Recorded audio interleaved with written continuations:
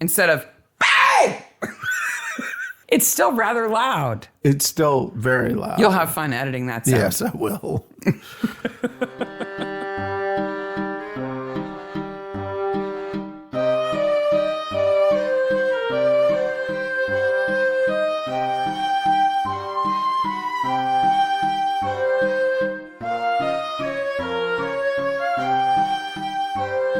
Hey, Maniacs. Hey, Maniacs. It's Midsomer Maniacs. Midsomer Maniacs is a comedy recap podcast dedicated to ITV's series Midsomer Murders. Each week, we dig into the episode of the show, including the murders, the mayhem, and the loonies, and everything else we love. I'm Sarah. And I'm Mark. And this is a spoiler podcast, so if you haven't seen episode 2 of season 21, The Miniature Murders, stop right now, pause, do not listen. Instead, go listen to the mini episode we made about the miniature murders, which is spoiler-free. You can listen to that first, then watch the episode, and then listen to this, because we are about to ruin it for you if you haven't seen it. If you haven't seen it, what are you doing listening to our podcast? If your kids can handle a murder show with a lot of dollhouses in it, they can handle this podcast. Absolutely. Is that everything? Yes. That's all the stuff at the beginning, all the stuff at the top. Just a quick reminder that if you buy any merch right now, all the proceeds are going to go to World Central Kitchen to provide hot meals for people in Ukraine and Poland and nearby. If you're new to the show, a couple of things happened this week. One, we put out a reel on Thursday. Yes. That was May the 4th be Midsomer. Star Wars Midsomer mashup. Yep. That was brilliant. And it was fun. You did such a good job Everybody on that. we took actors who show up in the original Star Wars. There's 3 of them. Yeah. That then show up in A Midsomer. There's 3 of them. Yes. And we didn't do the other Star Wars movies because I just wanted to give credit to episode 3. Old school. Yeah. And that was fantastic. People did that. By the way, if you're not following us on Instagram, please follow us. We're almost at 1,000 followers on Instagram. And if we have 1,000 followers on Instagram, I will be able to link directly to episodes and things like that in the stories and reels. Oh, cool. So that will be coming soon. So you'll just be able to flip up and go right to the episode. But that's like the story of all of our social accounts. We're almost to the point where we'll be able to do some more cool stuff. Almost. Instagram, we're a lot closer. I think we're 12 away right now. That's totally possible then. Yeah, we're pretty close. I don't even know if I follow us on Instagram. Well, you don't. I don't really use Instagram. Well, I have like 15 Instagram accounts, so I should probably follow us too. You know, I used to teach social media marketing. Yep. And back then I had to be on every platform, using it all, learning it all, figuring it all out all the time with all the changes that they would, institute constantly. And I stopped teaching that class. And since then, I think I've tweeted once. Wow. I'm on Reddit. On top of it all. Pinterest. I'm all over Pinterest. The main newsletter came out. Yes. And in the main newsletter, we had the schedule for May, like we always do. We had Sarah Recommends, was there 4 or 5 podcasts? 5. 5 awesome podcasts. If you like Midsomer Maniacs, you will probably like all 5 of the podcasts I recommended. Yes. And then we had a survey for what we would like to cover first. As Mystery Maniacs. When we run out of Midsomer, Where are we going to start? So now you're like, wait, there's a newsletter and a survey? And I missed it? Go to our website at midsummermaniacs.transistor.fm or midsummermaniacs.com. Same place. Yeah. Ends up at the same place. Go to the bottom of the page, put it in your email. That's cool. Or look at my tweets for Midsomer Maniacs. The link is there too. Yeah. So just because you haven't subscribed to the newsletter doesn't mean that you can't see that list of recommended podcasts or take part in that survey. We would love to have your input on the survey. We would love you to subscribe to the newsletter. Yeah. And the people who subscribe to the newsletter are fabulous. Our metrics on the newsletter are just amazing. We absolutely... I tell the them... people we know who work in marketing, we tell them our open rate and they're like, what? Never mind the survey. The survey had 4 responses before I got finished sending it out to everybody. Yeah. Like, I was like, whoa, That's so responsive. We, Yeah. we really appreciate Yeah, it. absolutely. I'm not nervous about Mystery Maniacs, but I don't want to screw it up. Well, you know, again, I really want to make sure that we do something that everybody likes. There will be a call to action, which is reminiscent of a 70s hair product commercial where we are going to ask you to tell two friends and have them tell two friends. I don't about remember that commercial. I was a Mystery baby. Maniacs, and we will definitely be enlisting the Mystery Maniacs army. What commercial are you talking about? I forget what shampoo. It was like product. Head and Shoulders or something, and you were supposed to tell two friends that you use Head and I Shoulders. love it, and I told two friends, and then I told two friends, and then I told two friends. Oh, okay. It's a Before whole, my time. it's social media before social media. It's called word of mouth marketing. Yes, that's absolutely what it's called. So if you're interested in the survey, if you're interested in the mailing list, if you're interested in that reel that is super cool and has Star Wars music in it, you know where to find us. Yeah. Speaking of social stuff, we got some interesting emails this week. Couple of emails from listeners. The first one was from a lady named Monica, who is just fantastic. Yes. She wrote to us that she was having trouble sleeping because of all this stuff with COVID, and it had really affected her personally. Yeah. And she said our podcast put her to sleep. Is that good? Sort of. Sweet dreams, Monica. But Monica is also an incredible technical medical illustrator. Yeah, she draws like the kind of stuff you see in biology textbooks. And then she posted a picture of her wearing a Midsomer t-shirt. And I was just floored. A Midsomer Maniacs t-shirt. Yeah, that somebody who creates art for a living has my art on their shirt. Well, your art is amazing. That makes me feel so good. That is super cool. And then also there's a giant climbing wall behind her that she's going to climb. And by the way, she's 60. She's kick-ass. She's kick-ass. Monica, you're a kick-ass. Absolutely kick-ass. And then we got another email, which was kind of weird and rambling, but awesome. Oh, yeah. Because the best part of it was this is a direct quote from the email. Most of all, I appreciate the super small tidbits that you often dip in the silly sauce and sometimes batter fry in weird. Yes. I kind of want to put that on a t-shirt. 100% yes.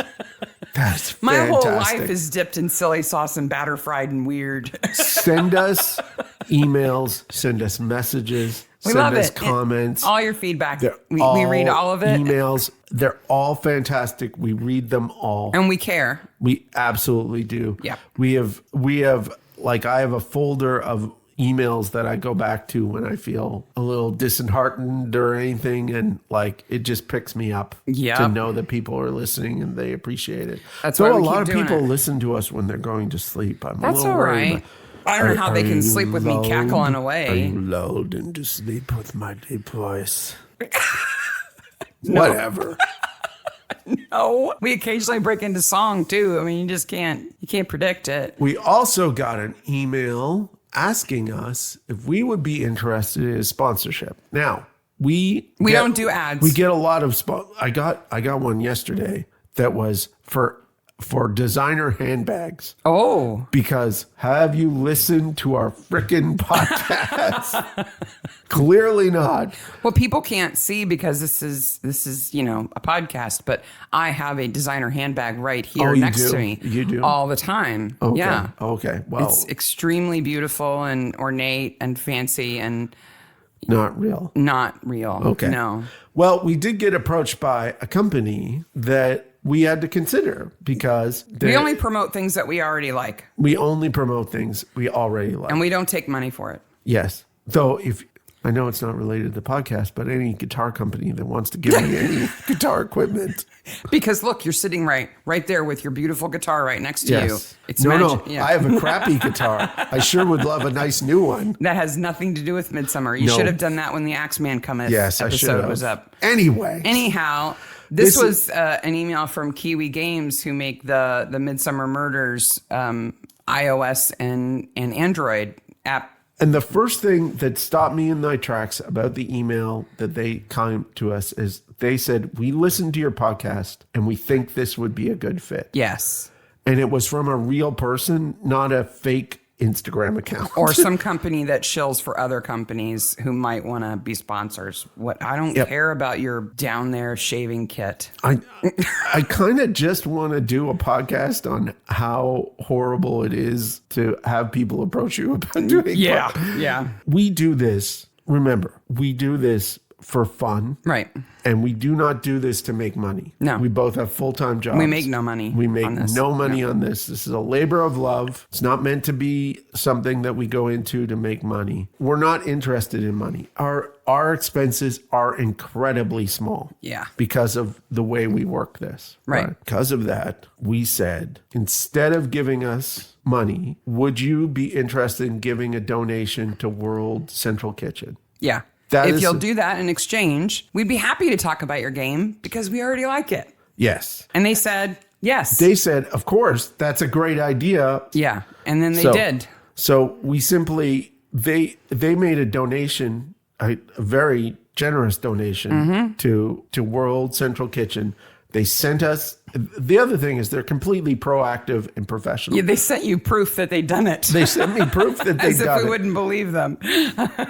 And we absolutely, we've mentioned this game before. Yeah. So the name of the game. It's Midsomer Murders. And then I think it has a colon mystery game or something. No, it's Midsomer Murders. That's what they call it on on their game. And what it is you play the Barnaby's niece. Elizabeth Barnaby. Yes. Who is a new detective, newly assigned to Midsomer, lowest on the totem pole. Yes. But it is Midsomer. It's Midsomer. It's Midsomer for a couple of reasons. One, it has familiar things in it. Yeah. And there's including Patty. Patty is in the game, and he is. They do a really good job on the Patty artwork. Yeah. I would say you are expected to know who John and Tom are. Oh yeah. Like it is a game for fans. Yeah. Now, detective games are really difficult because you don't want to play a game where you only play it once. Right. Right. And nor do you want to create a game where you can get stuck.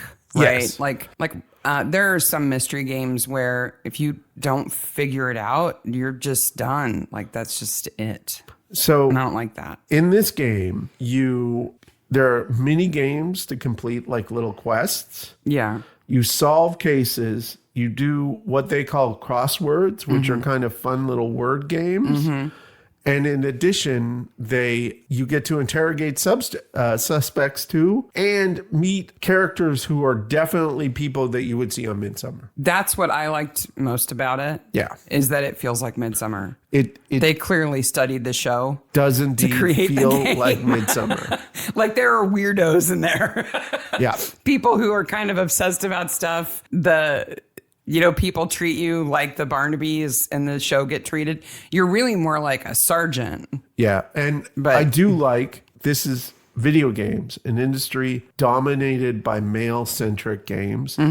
A game that is led by a woman. Yep. Who is... There's no love interest. She's not no like... love interest. I've got to decorate my house. And she is more than competent. Yeah. I mean, I think my only critique of it is that when I play it on my phone is not ginormous like yours. And there are times when I wish I could zoom a little bit better, so I could see things a bit better. But it's rare. My only critique of the game is that my eyesight is not good because though I have a giant phone, you still can't see everything. Hard to see.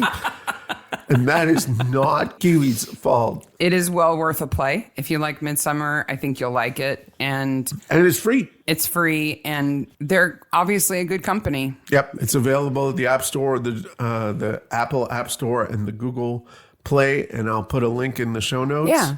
And if you need something to kill some time while you're waiting on the bus or having some coffee or trying to ignore people at work, it's a good use of your time. It's fun. Remember, these people, when we said we'd like you to help out, they said yes. And I didn't get killed by a potted plant in the first 10 minutes like I did with that book. As opposed to the book, there's no potted plant death. The answer, will you survive Midsomer, for me is no, definitely not. I died. So, all right, are you ready to talk about miniature murders? Mini episode number 2 for Miniature Murders was entitled, Do Not Eat the Bubbles. Yes. There are a lot of bubbles. In that episode, we talked about the BritBox descriptions, but we can't talk about them anymore because it's not on BritBox. No. The degrees that Midsomer University may offer. The non-kid-friendly things and Jemima's Soft Play Center. We also asked what debut album all the kids at the school like. That room is weird. Oh, yeah. Did you Aaron's notice- office at the university. Did you notice the giant SPIDER on the wall? Because it's Halloween. Yeah. What? Yeah. You didn't know that? No. Yeah. She also has a pig wearing a mask. And a lot of skulls, too. History of Midsomer County founding date. And we had a puzzle, which was how is Olive Beauvoisin, his aunt? great aunt. And Great aunt. We've had so many people already answer that. They've done the math. Oh, all I know is she looked good for her age. That's all I can say. On the mini episode YouTube page especially is a vigorous discussion of how... Because they seem to be about the same age. Yeah. But she's his great aunt. Yeah. Time passes differently in Midsomer, apparently. So if you watch Like a Maniac, you might have answers to some of those questions. We'll get to those answers as we talk about the episode. Yes, broadcast the 4th of February, 2020. Right before the before time ends. We got it a little earlier in the U.S. Filming, May to June 2019, 5.6 million views, directed by Toby Frown, which is a sad name. Toby Frown. Are we having he's never heard that Are joke we before. having the Frowns over for dinner? Yes. And Helen Jenkins wrote it. I love so much about this episode, and I'm going to give a bunch of the credit to Toby because a lot of it is camera work that is really, really interesting. Like the opening credits are superimposed on top of scenes inside of a dollhouse, and the camera is panning around through the hallways of a miniature house, and it's just very cool. Extremely filmic. Definitely. So we start out at the Life in Miniature charity fundraiser sponsored by the Beauvoisin Estates. Did you know they have 2 offices? They're coming up in the world. They have one in Midsomer and one in Reading. Ooh. So I went to the address in Reading. And? That doesn't exist. Of course not. Fortunately. Shock. So the idea is that this is the Midsomer Museum, which already includes a collection of dollhouses, but the Beauvoisin Estates are donating a bunch of additional ones that belong to Olive Beauvoisin. And then there's a children's party, which can only be called the How to Be Annoying Children's Party. It's like a kid rave in a teepee? It's a kid rave in a teepee. With bubbles. Lots of bubbles. Yep. Noisemaker, disco balls, and bubbles. Yeah. And a sad bird lady. Karis. We have to separate a whole discussion of Jemima and the actress because she is the best part of this episode. She's so good. So the kid party is being run by Karis, who's Caterpillar Kids, right? Yes. And she's the red-haired beauty. Did you see the way Winter looks at her and the way she looks at him when they first meet? Yeah, she's the killer. Look away. Look away. She's the killer. You don't want to have anything to do with her. There is definite heat between them. And then when he sees her later on, when she's with Wesley, there's like a little trombone noise. Like, never mind that when he's making the googly eyes at her, she has just shot someone in that room. She has definitely shot somebody. Like, there's more to her than meets the eye, Winter. You don't want to have anything to do with her. So there's a ton of, I don't know why bubbles are such a big thing, but kids like bubbles, I guess. Bubbles are fun. They're kind of magical. Even now, when you look at them, they're like, wow, that's kind of cool. They're kind of cool. And the fact that they have a machine that makes them is They're fantastic. like temporary balloons. Yep. That's kind of what they are. Do you know what the most famous bubble machine in the world is? No. Well, so when I was a kid, Bubbles, Bubbles, Bubbles was all about Lawrence Welk. Yes. It's the Lawrence Welk Bubble Maker. Okay. It's in a hotel in Pittsburgh. Oh.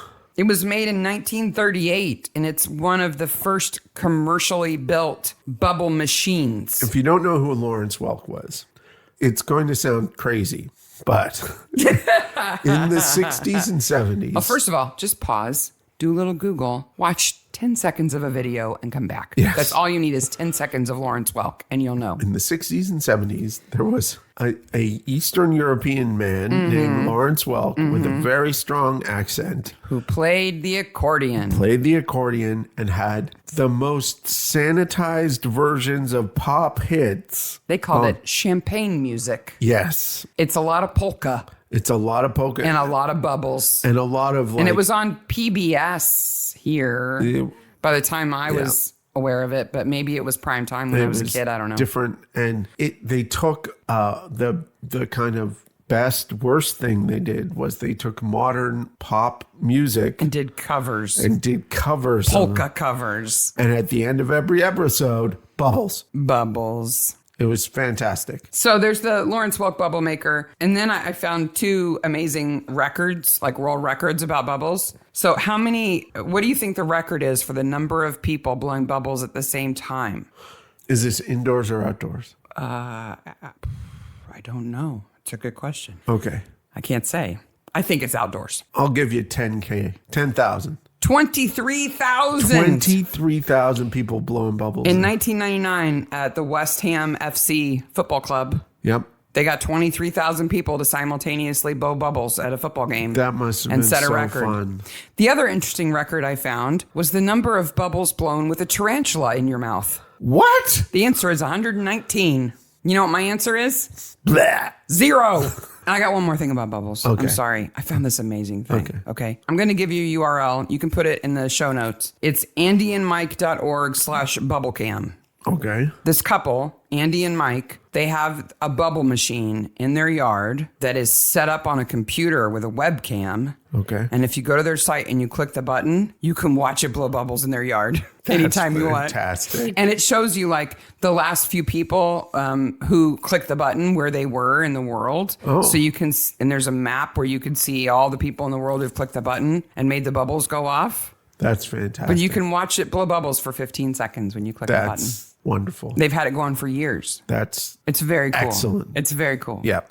And they got a little Ukraine flag in their yard now that you can see when the bubbles go. Oh, that's cool. In addition, there's a kid who has a giant recorder. Yeah, what's up with that? It's like as big as his arm. Ugh. Like recorders aren't annoying enough. You're going to make one that's bigger. Then they have the light show and the kids are just screaming. Yep. Is that supposed to be in the same building? Yeah. How do they not hear it in the other room? I don't know. Where Alexander Beauvoisin is talking. Well, clearly, children are quiet outside of the room. Does Beauvoisin mean like good view, pretty view? What's voisin? It's actually more like good neighbor. Ah, okay. So he's not. No, he's not. He's Olive. I don't think Olive would approve of him. He's really giving away these dollhouses so he doesn't have to give them to his wife. Yeah. His ex-wife. Yeah. He's donating them to rub it in her face, which is why Fiona, his ex-wife, played by Claire Holman, who you will recognize from Ring Out Your Dead and Country Matters. Yes. I made you a pie, honey. Would you like a piece of pie? Why she just reaches in one of the houses and takes something out. I'm like, you don't do that at a museum, lady. And then I realized they're kind of hers. They're kind of hers anyway. So it's all right. Then we get a slow clap from Wesley Peters. Yeah. Never mind that he's like 6'15" in the back. He's huge. Then Fiona leaves and then Polly leaves. So the wife leaves and then his girlfriend leaves. And he's up there. Well, Olive made sure that I knew that family was the most important thing. I'm a giant hypocrite who's about to get shot with a wooden bullet. And then kapow. Yeah. Blammo.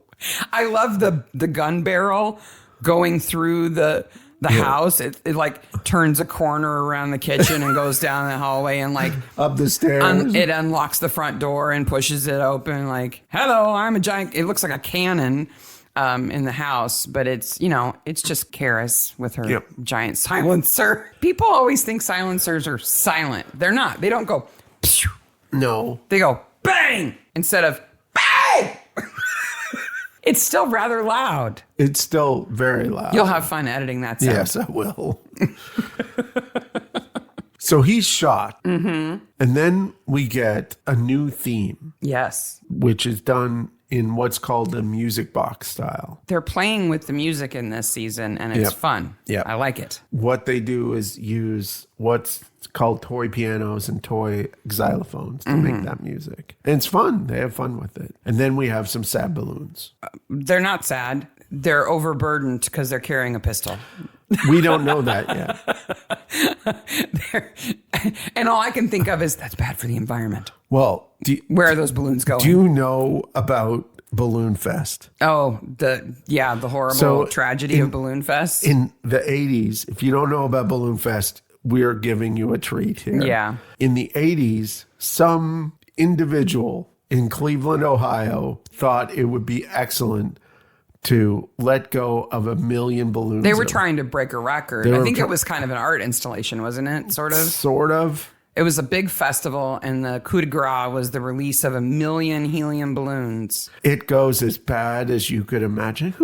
Like in every meeting, I would have started with, this is a bad idea. Guys, this is a bad idea. This is a bad idea. I don't care who caters. It's a bad idea. I don't. Have you told the airlines? No. You think we should? What about the Coast Guard? Did anybody tell them? No. Oh, okay. There was an individual who passed away trying to rescue people because of this. Yeah. It killed somebody. Because they saw balloons in the water and they thought it was a body. Yep. And because a bunch of red balloons and a red life jacket look very similar. Yep. And he drowned. It starts as a fantastic idea and goes bad really quickly on like citywide proportions. Yeah. Statewide proportions. Yeah, it was big. Yeah. Balloon Fest. There's another Google for you. Yeah. But I don't know. I think, Karis is kind of abusing party balloons here, like making them an accessory to her crime. That's not safe. Somebody would have found that. Yeah, those balloons are going to come down and some kid's going to be like, cool, look what's attached to these balloons. Pew, pew, pew. Yeah. Oh, Sally, why are you dead? Those balloons weren't fun at all. Bad idea. Even, let's just say the balloons run out of the helium and they fall on a car that's driving down the road. Clunk. Yeah. Well, Karis is full of bad ideas, so I'm not really surprised. She is indeed full of bad. I have many and varied interests. Oh, Fleur, you are but fantastic. Really, this is the Fleur and Jemima show, the whole episode. Yeah, it is. I just heard, it's funny that we're talking about Jemima because I just heard on another podcast, on the Lorman podcast, which we had those guys on our show a while back.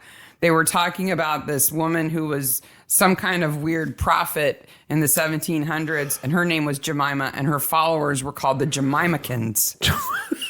And every time we see Jemima in this episode, I just think those kids are the Jemimahkins. Yay, Jemima! We're the Jemimahkins! I expected to see a bunch of little kids in that bird outfit. Yep. Running around. You got to give credit to costume here, too, because her bird outfit is just fantastic. It's perfect.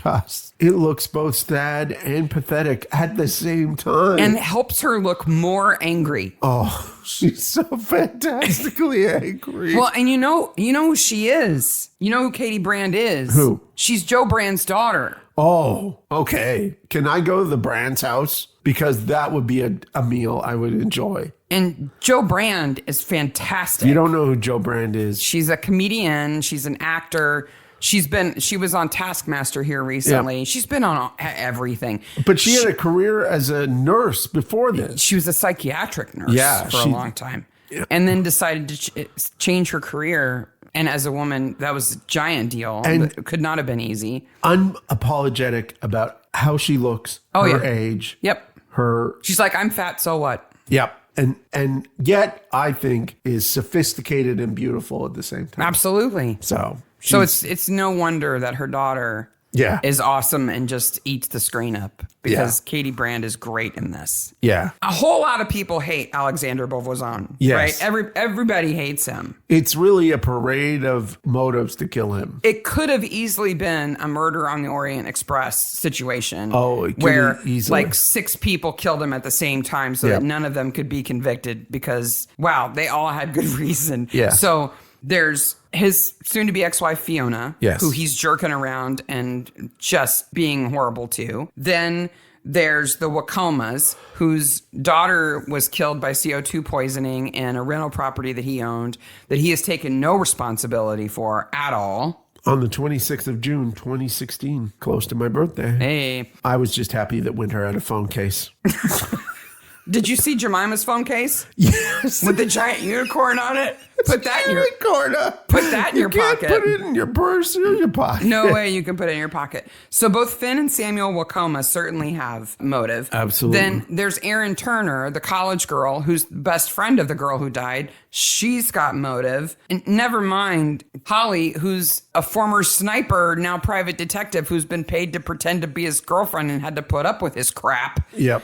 She can't stand him. I had to ask. I had to be like, do you think they had the sexy sex? Yeah, she's living with him. Oh, Then there's Maxine, that's a little too much for a gig. who runs the museum, and he's been jerking her around, Yep. trying to take away her toy store and everything. Yep. And Karis, who sees Maxine as kind of a mother figure, so she's been seeing him be cruel to her. All these people could have killed him, and everybody would have been like, yeah, I kind of deserved it. I thought they were probably she was going to probably expose Erin as not a real swimmer because she is clearly not a swimmer. No, not a wild swimmer. She has a wetsuit. She does. She can swim, but she is not a competition swimmer. Not well. And certainly not at the Midsomer University level. Do you want to talk about the university? Shall we talk about it? So the university is thrown in because of Erin and because of the girl who gets killed. Laura. Yeah. Yeah. And I like their logo. It looks like a university, like a community campus is what it looks like. There's a couple of things in this episode where I have in my notes, I would like that, please. All of the Midsomer University posters and signs and stuff. Are you a renter? No, you're right. Yes, I would like to have any of those. Mm-hmm. But they do a good job of making it look like a university. They get an adequate number of extras who are the right age to bustle around. I just like the logo and wanted all the signs. They interview the girlfriend. And what I noticed about the interview with the girlfriend is she gives him a ton of information. Oh my gosh. Holly, because she's a cop, former cop, she's like, here's all this information that you need to know without me telling you who I actually am. Yeah. Right? And I liked, that's really good writing. Yeah. That I noticed that because I knew that she was a cop. Yeah. On second watching, I could see what she was doing with that character. Because I think what we're supposed to believe is that what she'd really like to do is talk to them cop to cop and tell them what she knows, but she can't yet. And she performs like cop level first aid. Right. And I like that is, there are so many times in this show that we've said, these are cops not acting like cops. Yeah. And yet she is a cop who goes into automatic when she sees somebody who she's involved with. She obviously sees anybody. Yeah. She knows how to help, so she does. She knows how to help and does. Yeah, which if you're properly trained, that's what you do. So then she runs home covered in blood. Which she's not fazed by. Okay, so I have a question for you about when she goes home. Okay. When we see her get dropped off by the car. Yes. She walks into the house, goes upstairs, drops stuff up on the bed, right? Yeah. And she's heading into the bathroom to get her secret phone out of hiding to make a phone call. But before she goes through the bathroom door, there's a panel on the wall and she pushes some buttons on it and then she goes in the bathroom. What is that? I have no idea. Oh. Because I was completely obsessed with something else in the scene. Oh, okay. The scene begins with her arriving at the place. This is Alexander's house. Alexander's house. Now, we see this from inside the house. Mm-hmm. The front door is just wide open. The front door is wide open. And then the camera pans down. And then there is a cut, very quick cut. And then we're at the ceiling of the first floor. Mm-hmm. So there's a part missing there. But they hid that cut super well. I had to watch it 4 or 5 times. Okay. To see that cut. We're getting in the weeds here. The door is wide open. Mm-hmm. Okay. The van's outside where the mama got apart cops are. the White Stick Brigade, as we used to call them. Yes. With their cars that have paper signs on them that are clearly printed scientific support. You can see the tape again. Yes. It's like, we should put something on this car. Scientific support. She walks through the front door. She does not close the front door. No. So I am assuming that is an alarm system that has been going off because the cops set it off. That is all I can think. And the controls are in the bedroom. That's all I can It would make sense to have a Yeah. control panel there as well as somewhere else. Yeah. And she phones Fiona, we learn later, and Yeah. says, get me out of here. Yeah. And then we go to Fiona's place where the world's safest coffee table is. Well, it is dramatic because we've just seen the house she used to live in. Yes. And now she lives in a bedsit. She's in a bed sit. And Her it's bed and her obviously- living room are Yep. the same room. Well, luckily, she falls over. She'll be safe hitting that glass top table because it has like cushions around. It's like a giant pillow with a glass top. Yeah. If you live, I guess, in a small enough room like that, you got to make sure you can't fall into stuff because her little day bed is over there in the corner. Go ask his latest bimbo. She is not happy. Well, why wouldn't she be? It's right off the bat. It's interesting that they're one another's alibi. That the girlfriend and the ex are one another's alibi. I It's remember the suspicious first right off time the we bat. saw it. It was like, oh, something's going on here. And Holly says to the cops that the movers were there this morning, right? So they've got this grand opening charity event planned, and they don't bother to move the dollhouses until the day of the event. The day of. Which makes no sense. Nope. But, so the movers were there that morning, and Alexander acted as if he was almost afraid of them. Yes. Now, this implies that Holly doesn't know who the movers are and why he should be afraid of them. Nope. Which she would have to know. She would have done a background check on him. Part of the whole reason for her being there, right? Fiona has hired her because they're getting divorced and she's wanting to make sure he's not hiding assets from her in the divorce so that she gets her fair share. And part of the reason why they're getting a divorce is that she hates that he was so underhanded about Laura's death and about not being an honorable person and how he So she would have didn't known treat that family right. away. Holly would know who the Wacomas are. Never mind, the side of the truck says their Wacoma. name on it, which he would have never hired them to move the dollhouses. And the Wacomas don't need any extra motive. It's just not needed. No, but I just don't know why she doesn't know who they are. It's very weird. You know what else is weird? What? The world's darkest workout gym. My notes just says Wesley works out in a goth gym. The goth gym. Because it's dark and it's got like atmospheric music, like trance music. Yep.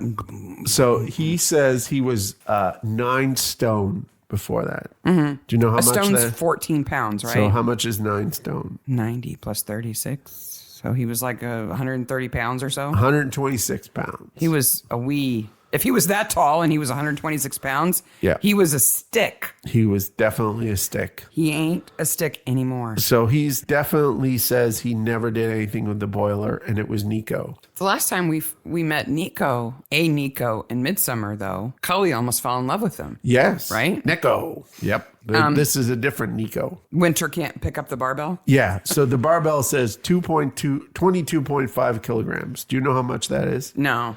It's 50 pounds. Anyone can lift up that barbell. But Wesley had one of those in each hand. Yeah, he was doing curls with 50-pound barbells. That's a lot. Yeah, he obviously, the actor, knows the gym. Well, he's buff. Yeah. When he's doing it, his muscles are like rippling. Yep.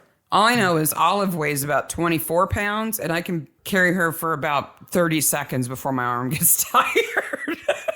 So I can't imagine lifting twice that with one hand. They go to the mortuary. Alexander's body is there, and Fleur's... Not the mortuary, the autopsy. The coroner's. Yes. They call that a mortuary, though. Oh, okay. I know we think mortuary and funeral home are equal. Yes. Their coroner and mortuary are the same thing. Fleur's got the body there. She comes in and she says she's sorry she's late and sorry if she smells bad. Yes. Why did she say that? Because she's been moving. So she worked up a sweat. So instead of saying, sorry if I'm a bit sweaty, Yes. She says, "I'm sorry if I smell bad." Yes. Okay. That's what I got. I was confused by that. There's also right before that a split second like transition that has just seagulls. Yeah. And then her. Yeah. Like, what? Huh?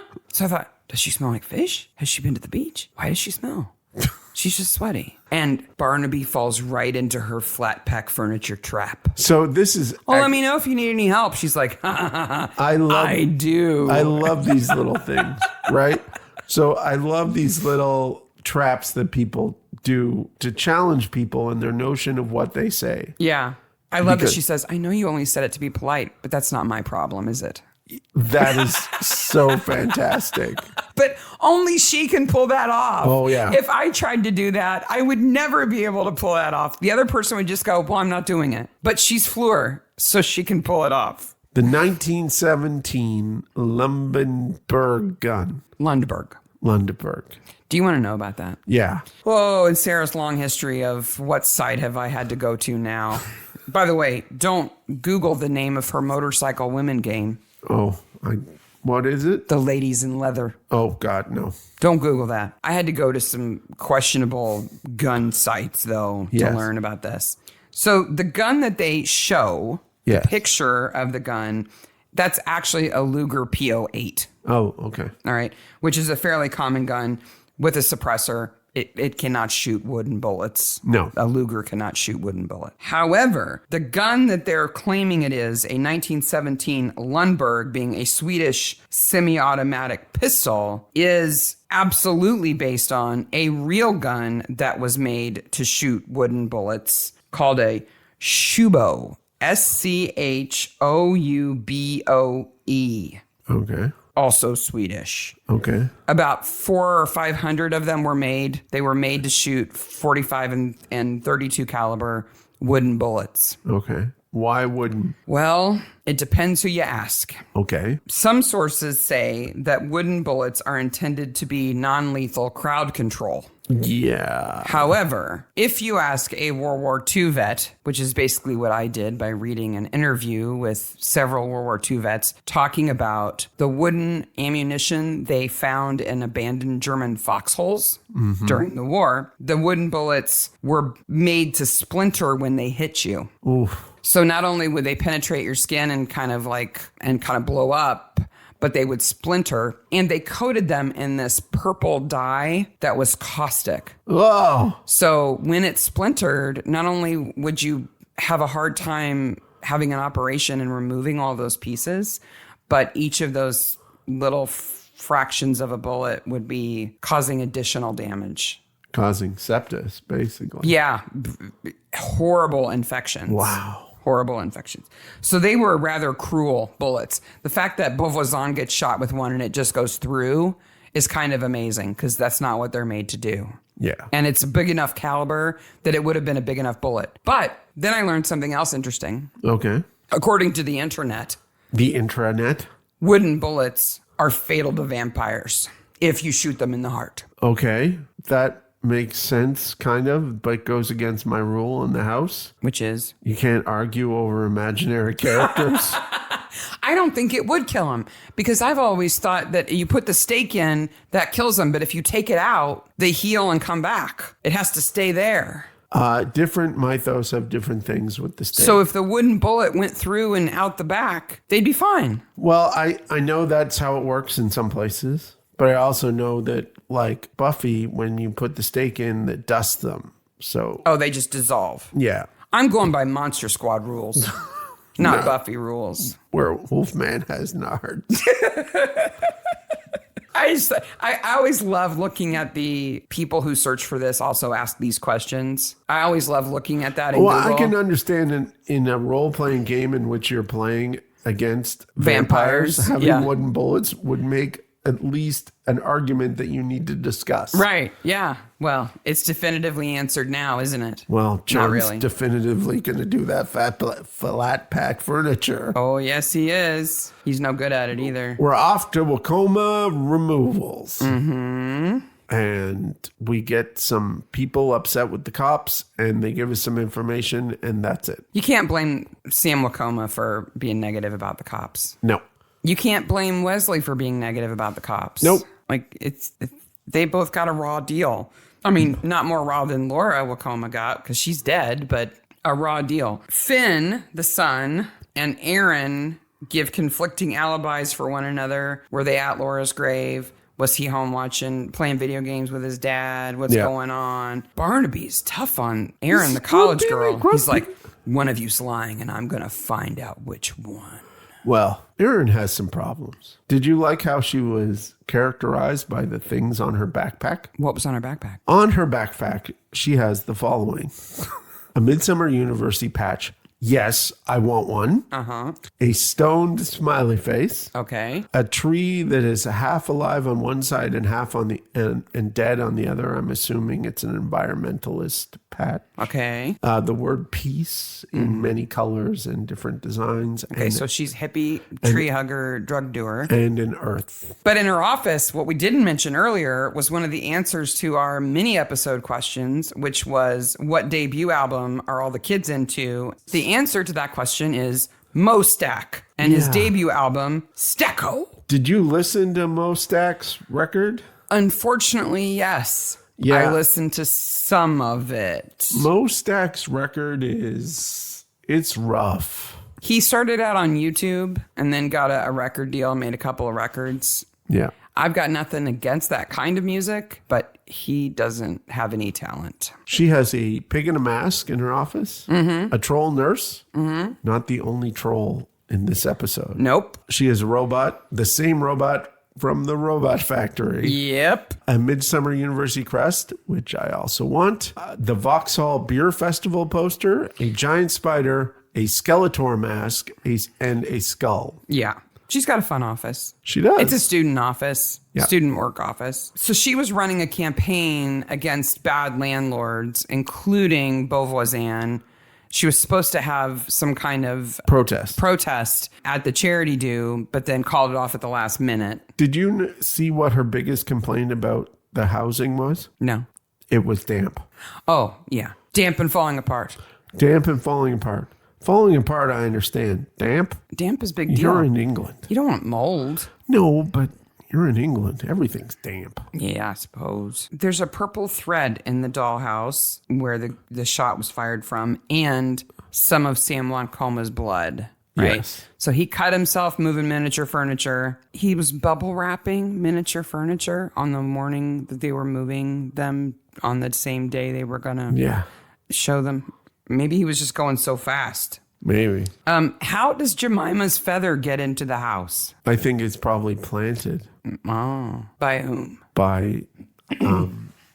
Karis doesn't dislike Jemima yet. She has nothing against Jemima yet, so she didn't do it, and she's the one who shot. I don't know. Do not know. Well, if anybody figures that out, how does Jemima's feather get into the dollhouse? Because I couldn't figure that out. Which sounds like a bizarre thing. Jemima's feather in the dollhouse. Then we get to go to the toy shop. We've been to the toy shop in the cold opening with the creepy housewife music box. Look at the size of those nutcrackers. The lady in the dress on the music box looks like she's supposed to be holding something that's missing. I don't know what it is. Yeah. But apparently it plays constantly. Wouldn't that make you crazy? It would absolutely make me insane. So Maxine's toy shop is in a store straight out of a Charles Dickens novel. Yep. Why would anybody shop there? I don't know, but it's beautiful. It's a beautiful building. It's a beautiful shop, but it's not a good business. No. But apparently she does most of her business online. To Tokyo. Because I'm sure Maxine is real computer savvy. Yep. There's a troll doll here, too. Yes, of course. She makes miniatures to order. Yes. But right now she's working on a miniature copy of her own shop. And both we get Sir and I. Oh, wait. We get this awesome shot through a skylight in the roof to her face. Yep. And she's working on it. And then the whole time she's talking to Barnaby, we're seeing her half in a magnifying glass and half not. Yep. Which this actress, her name is Eleanor Braun. She was also in The Dark Rider. She was the mom. The wife of the Duke or whatever, where they were having the reenactment in the yard. But she is so confident because I would not want my face under a magnifying glass on TV. You'd think you'd see every nose hair and bad pore and whatever, but she doesn't care. One thing I noticed that she says everything true. Yeah. Everything she says is true, but she leaves out that she killed Nico. Yeah. She's like, I didn't kill Alexander, and if you had any evidence to prove it, you would have brought it up by now. I know I didn't do it, so I don't have anything to say to you. Yep. Meanwhile, I'm screaming.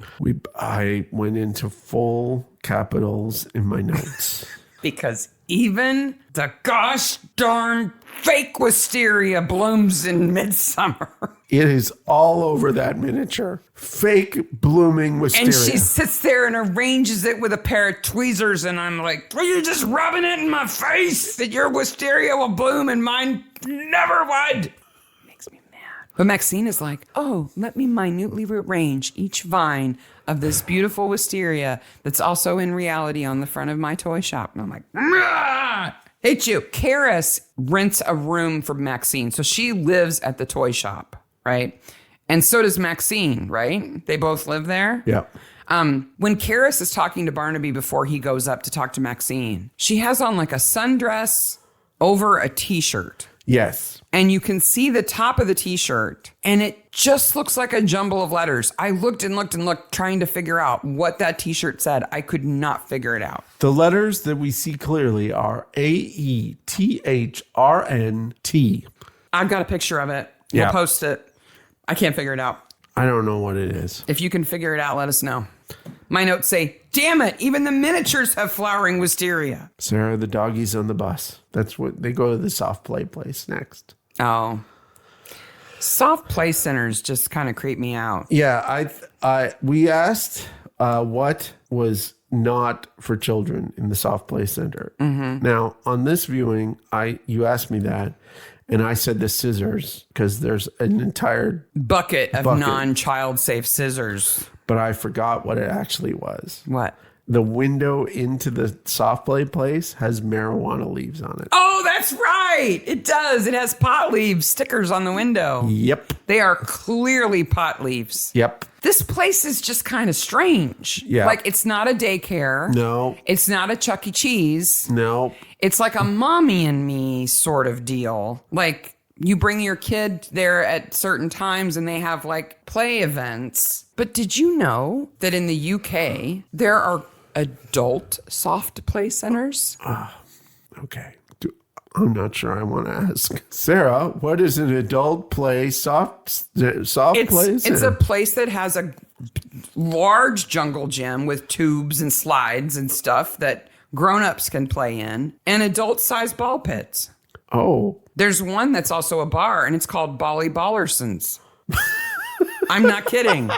And half of their website is an explanation of how once a week they wash all the balls, including videos where you can watch them washing the balls. Still, I would not This touch is that. a bar that has a 3-foot deep ball pit throughout it. You can't go anywhere and not be 3 feet deep in balls. Wow. And it's a bar. Wow. Bally McBallersons? Yes. We have to put a link to that.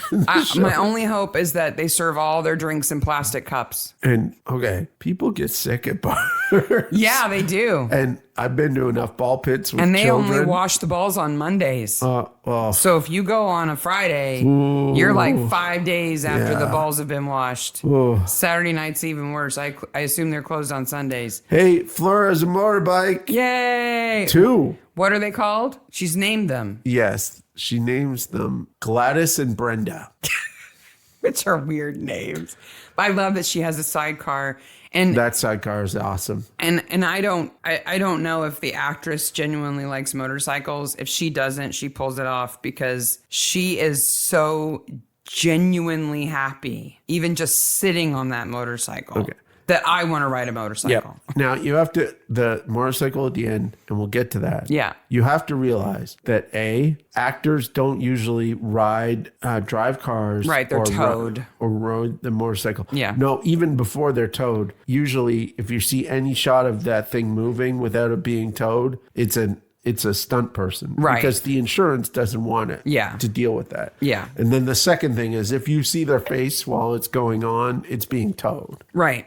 Right. So they're not really driving it. They're riding on it. Which is why you can have conversations in cars, which if you actually had a conversation like people in movies have in cars. You crash all the time. Crash. Look at the road. All the time, as my wife would say. Fleur goes to the Wacoma's storage center to get her bikes out of storage. Yes. So I guess we're supposed to assume that up to this point, she has been a temporary coroner, and now she's committing to staying in Midsomer. Yes. And Barnaby gets on her case a little, as he should. I don't like the way he does it. He should trust her more, but she also is super professional in this area. Yeah, she is. So she knows the Wacomas because they helped her move into her prior place, I guess. And she's friendly and they know her. And when she goes to pick up her motorcycles, Sam does kind of bring up the case, but she doesn't give anything away, but she does listen. She listens. That's where she gets the and information. And she tells Barnaby right away. Yes, right away. Like in the next scene. And I would never discuss evidence. But it's also a way to get him into her new house so he can put together bookshelves. Okay, but I'm not calling Barnaby to help with the bookshelves. No, obviously not. Incompetent. He's quite incompetent. So red herring Aaron is throwing a gun in the water. Yes. That's Finn has given her because he thinks that Sam might have killed Beauvoisin, which he didn't. Yes.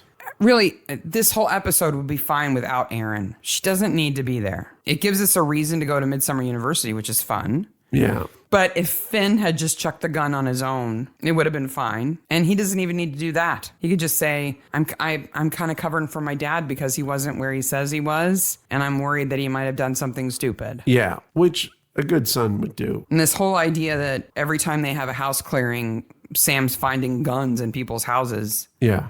Like maybe along like a shotgun, like a farm gun, but not a pistol. Not a pistol. Pistols are rare in the UK. Yeah. And you would know where they are. But we get the Mom, I Got a Part, a named part. Okay. Tom Anderson plays forensic officer who wears a blue suit and has an iPad. Yes. And says, they never check the magazine. Yep. It's got fingerprints from a known perp on it. Yep. And then turns the iPad. That's Mom, I Got a forensics part. And there is Wesley Peters' rap sheet.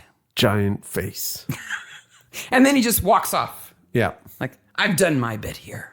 I'm out. The scuba guys, they're like repeating characters. We don't know who they are, but that unit shows up and looks military and does their bit. Yes. But Tom Anderson, good job with the iPad. Then we see Jemima following somebody. Mm-hmm. And the Foley of her in her car is fantastic. When she's in her VW with the polka dots on it, she peels out. Yeah. Who goes past her? She must see Karis and Maxine with the body in the rug. Yes. Because Maxine has shot Nico, put him in the basement, then Karis has encased him in concrete. And then they dug him up. And then chipped him out of the concrete again, wrapped him in a rug, and now they're taking him to the storage facility. Yes. Because that's the best place for him? I guess so. Whose storage container are they putting him in? I don't know. Because if it's that theirs, was the first question that's I would kind ask. of a gimme. Yep. And if it's not theirs, how do they get in it? I don't know. They get in it because Nico worked for the Wacomas, apparently, and had a swipe card. He had the swipe card. Or he had a storage container there, which I think it's supposed to be his. I think he might be living there. Now, no, I think he stole stuff and kept it there. But I've never heard of a storage container with a swipe card reader. I don't know. They don't have electricity in them. They're just big metal boxes. I don't know. But it goes blip, blip. Blip, blip. And she sees them through the fence that Finn has just painted and gets green paint on her feathers. Yes. Because she never takes that off. We see her in one scene. She's not in the set. When she's locking the world's biggest padlock for the kids' supplies, apparently. Well, it's because she thinks that what's-her-name is stealing from her. Yeah. So she's going to put a giant padlock on everything. Yes. You're not getting my construction paper and glue sticks, you thieving woman. It's pizza night in Midsomer. They don't get to eat it. Okay. Who's the dude who says goodbye to Tom before Winter comes back? Somebody says goodbye to Tom. Like, Mom, I got a goodbye. I'm heading out. Good night, Tom. Good night. Have you eaten pizza in England? I know we've both been to England. Have you eaten pizza in England? It's not good. They're lucky that they didn't eat that. Yeah. I don't know if it's improved. I haven't been there in a while. Maybe it's better. But when I was there, especially in 93, I ordered a pizza and I was like, this is not pizza. It was inedible. If you're English, if you're from Britain or the UK, please come to our country and eat some real pizza. Or go to Italy. It's closer. Yes. And have some real pizza. You probably take like a bus or something. You're probably 5 just minute drive. hop on a train, go to Italy for lunch, and then come home. Wesley has a really scary shack. He does. Wesley, I'm kind of traumatized by Wesley's shack. I'm a little worried about Wesley because he was planning on Kidnapping Beauvoisin. And torturing him. Chaining him up in a shack in the woods. And when Winters confronts him, we have a real fight. Oh, yeah. Because Wesley is in shape. This is not a normal Midsomer, I'm going to chase you. There's or punching. Tackle you. There is punching. This might be the most real fight we've seen on Midsomer. I would say Winter is lucky that Wesley wants to get away. Yeah. Because if he didn't want to get away, he could have hurt him big time. And then Winter would have been in the scary shack. Yeah. I don't want to go in that place. It's like chains hanging from the ceiling and a big cast iron wood burning stove. And he's like practically sharpening knives and putting down a tarp. He's got bad plans. Yeah. He's worried. lucky they caught him. Well, he's lucky Karis, his ex-girlfriend, shot the guy first, I guess. Yes. She saved him from himself. So Barnaby and Winters go to the Soft Play Center to see Jemima. Mm-hmm. And Jemima's dead. it's horrific. Yeah. It's scary with the music and everything. The bubbles are going because Yep. they're always going. The music, that little toy ukulele she's got. Yeah. That just plays pre-recorded songs with a little knob. It's like. Yeah. And then you just see the feet, Yep. the bird feet out of the ball pit. You have to laugh. I laughed. I can't help it. Yeah. She's so angry all the time. And she's, if there's a soul and it's left her body, it's standing there going, "Ugh, how could I die in a stupid ball pit? Ugh, you messed up my costume." In the very first scene where Barnaby talks to her and doesn't acknowledge the suit at all. Right. And she is so angry. Yes. They must have done that scene 5 or 6 times they had to at laugh. the very They least. had to laugh so many times. There's no way. Because they play that so straight. And she is over the top. She shakes her head. She's like, "And she stole stuff from me." And the feathers are moving and the beak is moving. She is so worked up. She's the world's angriest little bird lady ever.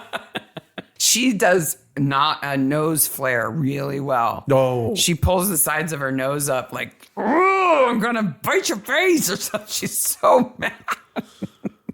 And like, why the bird? Why that? It's just fantastic. I mean, she could have She so many stomps costumes. around. Oh my Those gosh. big feet. Those big feet. She drives her car wearing that thing. Oh my God. So funny. So funny. So Nico's dead in the storage container, and Jemima is dead in the ball pit. Yes. I did not remember until I rewatched this that Karis slits her throat with an old dirty knife. Yeah. Like, Alexander, you shot him from a distance, right? Yeah. It's not a big distance, but you're hidden. The gun has a silencer. You feel sort of removed. Sort right? of. But she slits her friend's throat with an old dirty knife that she used to cut concrete bags open. Yeah. That's crazy. Yeah.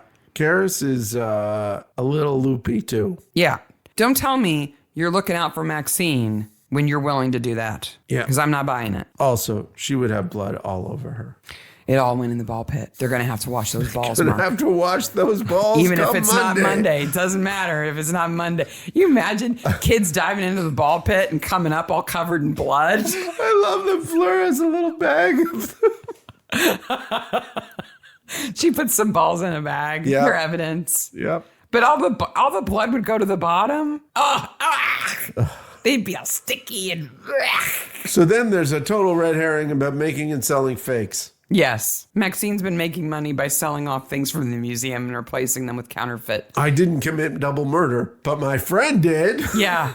Again, you're right. She tells know. the truth. She yeah. must know. Absolutely she knows. So let's just talk about these crimes, okay? Okay. So here's the narrative. Here's what happened. Alexander Beauvoisin is a jerk-faced landlord who wants Maxine to move out so he can sell the property she's living in. Yeah. But his great aunt, Olive, made a deal with Maxine that she could live there for the rest of her life. So it's not so easy to get her out.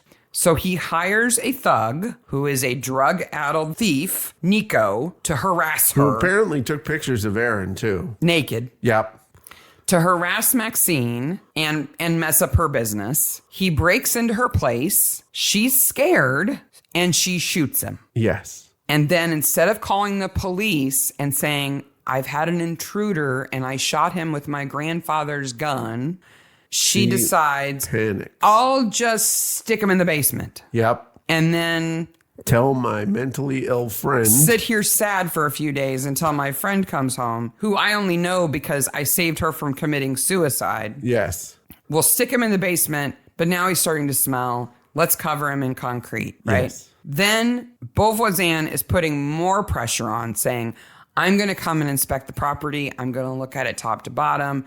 Maxine and Karis both know that if he does that, he will find the body. He will know that Nico is there and dead, and they'll be in trouble. So Karis decides, I got to take Alexander out. Now, she could do that at any time, but she decides, I'm going to shoot him now in front of a room of people. Yes. Not before he goes there. Do it in the most... or right after the event when he goes home.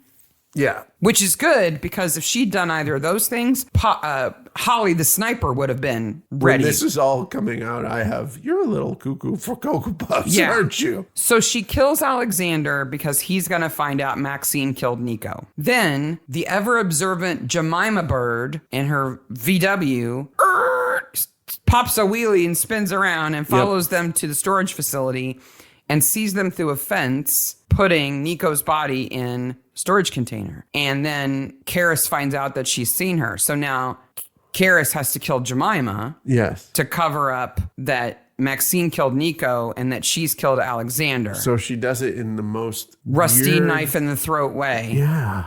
So now Jemima's dead. I'm a little worried about Karis's mother now. Yeah. Like, was she sick? Was she? Or is this like a Olivia Colman's character back in the Model Village episode where it's like, oh yeah, my mom, she died. Yep. But okay, she says it took her 2 minutes. So she has to leave the room with all the parents and kids. Mm-hmm. Highly observable. Yeah. Retrieve the gun from wherever she put it. In her bag. It was in her bag. Okay. Take the gun out of her bag. Mm-hmm. Shoot him without being seen. Mm-hmm. Then take the gun outside. Mm-hmm. Attach it to the balloons, which you obviously had set up before, and back to the room in 120 seconds. Yeah. That's tough. Yes, but the obnoxious kid rave in the teepee is pretty loud. It is. And there's a lot going on. And once she dims the lights for the crazy light show, maybe, I don't think it would be too hard for her to slip away from there. I don't get any one part of that I'm okay with, but all of that in time, in 2 minutes, is a lot. Unless she had meticulously planned it. Like she knew to the minute when he would be on stage. Yeah. And how long he would talk. Certainly and not. She'd already specced out where she was going to stand and how she could get through that door that's behind the dollhouse and shoot him, which would have been pretty difficult to do considering they only moved the dollhouses in that morning. Yeah. Never mind. Jemima's is just a crime of passion, instant opportunity, you know. And Oh, no, I think she goes there planning on killing her. No, sorry. But if she goes there planning on killing her, could you not find something a little better? Well, she goes there to make sure Jemima's not going to talk. And Jemima's obviously going to talk, so she has to kill her. Does she know Jemima? And to anyone going, I just met her in a dark place because I wanted her not to talk. one of those people is ending up dead. Yes. I'm just going to go have a little talk with her. Yes. Yeah. Here's the other thing. The gun that Karis is using is Maxine's. Yes. And it's actually her grandfather's gun or something. Yes. So was her grandfather a Nazi? Well, no, it was a Swedish gun, you said. But made to use wooden bullets. Maybe he's a vampire hunter? Do they need silencers? I don't. Why would Maxine have a silencer? If it was a military gun, if it was a sidearm for a soldier, it doesn't need a silencer. Yeah. You know, when you're creating these things, you try not to get bogged down in details. And I think that some point the writer was just like, it's a gun with wooden bullets. Okay. They don't have to be wooden. No, they don't. I don't know why they have to be wooden. Unless Alexander's a vampire. Never mind the fact that as soon as that thing went off, everyone in the room would turn and look at her. Oh my gosh, yes. Like instantaneously. Yeah. And they would have at least seen that door closing behind her. Little wisps of red hair. If she was super fast. Yeah. Oh my gosh, wouldn't that suck? You have the perfect crime, you're gonna slip away and then your hair gets shut in the door. Ow! That would hurt so bad. My hair is stuck in the hinge. Help me. Okay. Then we get the quintessential, pretty day at the Barnaby's with the cookout and the grills going. It's got a nice apron. Now, did you notice? She likes strawberry bubble baths just like you. Okay. Why is the house there? I don't know, but did you notice the Easter egg? What? The woman in the bath. Oh, yeah. She's the bride in the bath. She has a white dress on. Yes. She is the bride in the bath from that episode. Yeah. I think Fleur's recreating that murder. Like that Which is, she would. That is clearly that episode. Is Clive hanging in the basement a reference to anything? I don't know. Because I couldn't remember a man named Clive who got hung in a basement. No. The best part of this episode is Patty's little goggles. It's so cute. And you have to assume that Fleur had those and brought them with her. Well, why wouldn't she? She knew Patty was going to be there. All right. So, best corpse? Nice corpse.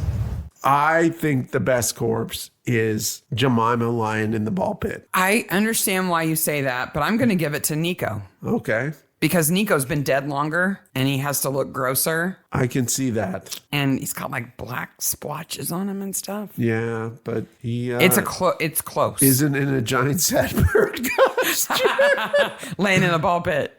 That's true. All right. Like any air would make that bird costume move. Oh, yeah. So that's why she doesn't have the head on. Yeah. The feathers and stuff. It's sitting over to the side. Yeah. All right. After the credits. Karis is going to jail. Is Fiona going to jail? No. Fiona gets everything. Fiona gets everything, and she and Holly are going to be friends. And that scene where she balls out Barnaby. Yeah. Is really good acting. Yeah. I wanted a family and a husband who cared about me. And I got neither. So I'm fighting for what I've got. Yeah. And it is a gorgeous house. It's a super good scene. And I think Holly and her will kind of hang out. Well, Claire Holman's just a really good actress. Yeah. She's great in Lewis, too. Yeah. She plays Lewis's love interest. I wish she was in this episode a bit more, but... Yeah. Maxine, going to jail. Yeah. Wesley, going to jail. Assaulting a police officer and having...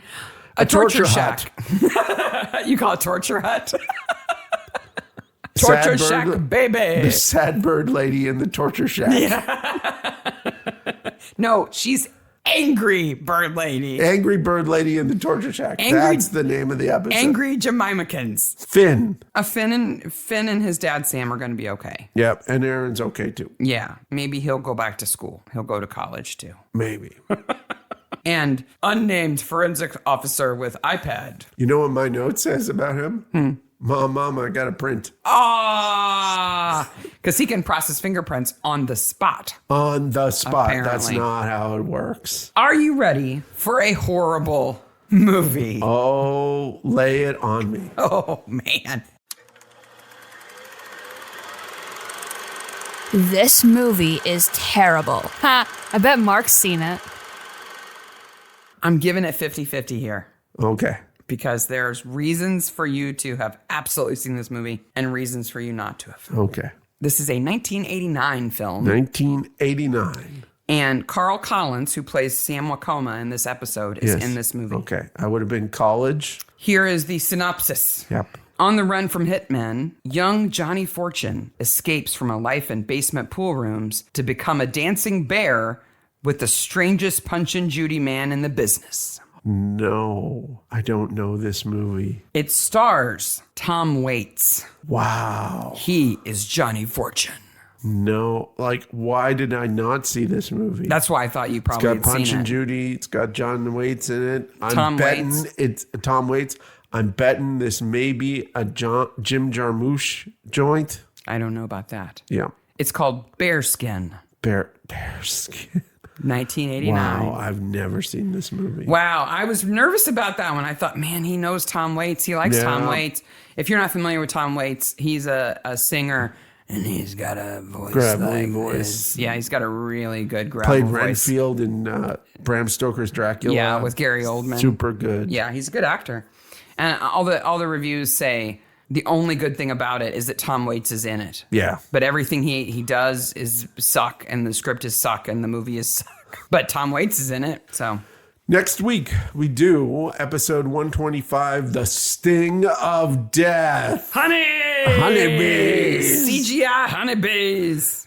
Which is season 21, episode 3. Then we take a week off, and then we do With Bated Breath, which is the first appearance of podcasters in Midsomer. Yes, it is the first time podcasters are in Midsomer. It is. But they're nothing like us. No. But in the meantime, go to the links for this episode so you can find the survey. Yes. And give us your opinion on where we should start with Mystery Maniacs. We're on Twitter, Instagram, and email. Please follow us on Instagram. We're going to get to that 1,000 level and be able to do some new cool stuff. Yep. Buy a t-shirt to donate money for Ukrainians who are hungry. If you are so inclined, download the Kiwi game. Yeah. Yep. It's called Midsomer Murders. Easy to find. Like, subscribe, and ring the bell on YouTube. We're also painfully close to 1,000 subscribers on YouTube.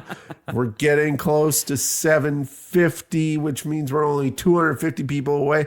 We know 250 people. Get on the stick, folks. Yeah. Get some YouTube like, follow, subscribe going on. Yeah. And once again, next week, The Sting of Death. Bzz. All right. Until then, bye, Maniacs. Bye, Maniacs.